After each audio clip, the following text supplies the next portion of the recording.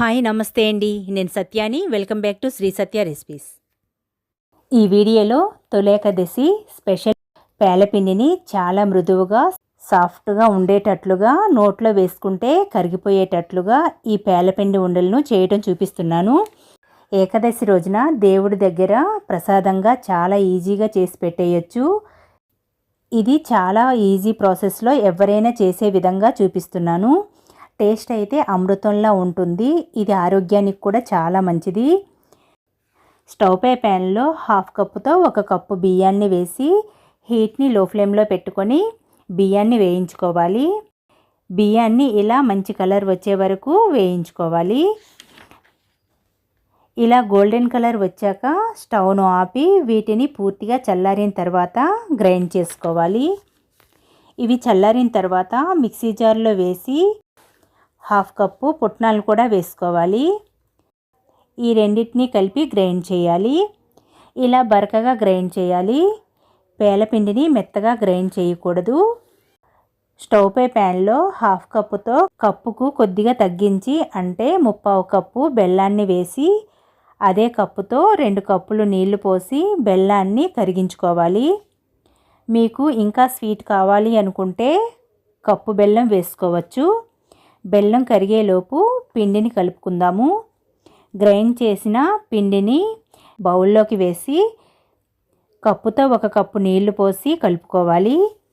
ఇలా కలిపి పక్కన పెట్టి మిక్సీ జారులో 2 టేబుల్ స్పూన్స్ ఎండు కొబ్బరి ముక్కలను 3 యాలకులను వేసి గ్రైండ్ చేసుకోవాలి. బెల్లం కరిగిపోయింది. ఇలా బెల్లం నీళ్లు మరుగుతున్నప్పుడు కలిపి పెట్టిన పిండిని ఇందులో వేసుకుంటూ కలుపుకోవాలి. హీట్ని మీడియం ఫ్లేమ్లో పెట్టుకొని ఉండలు కట్టకుండా కలుపుకుంటూ ఉండాలి. ఇలా కలిపి మూత పెట్టి హీట్ని లో ఫ్లేమ్లో పెట్టి ఒక 10 మినిట్స్ మగ్గనివ్వాలి. మూత తీసి గ్రైండ్ చేసిన ఎండు కొబ్బరి పొడిని కూడా వేసి అంతా ఒకసారి కలుపుకోవాలి. దగ్గరగా అయ్యేంత వరకు కలుపుకుంటూ ఉండాలి. ఇలా దగ్గరగా అయిన తర్వాత స్టవ్ను ఆపి చల్లారనివ్వాలి. ఇందులో 1 టేబుల్ స్పూన్ నెయ్యిని వేసి ఒకసారి కలిపి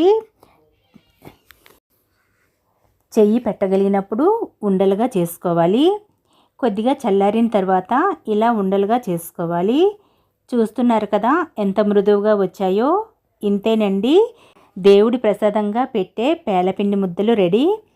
ఇలా మృదువైన పేలపిండి ముద్దలను చాలా సులువుగా చేసేయచ్చు. ఇప్పుడిప్పుడే వంట నేర్చుకునేవారు కూడా ఈ వీడియోని చూసి ఇలా దేవుడి దగ్గర ఈ పేలపిండి ప్రసాదాన్ని చేసి పెట్టేయచ్చు. మంచి స్మెల్ వస్తున్నాయి. ఇలా చూడడానికే కాదు, తింటూ ఉంటే కూడా అమృతంలా సాఫ్ట్గా ఉంటాయి. ఇవి తినడం వలన ఒంటికి కూడా చాలా మంచిది.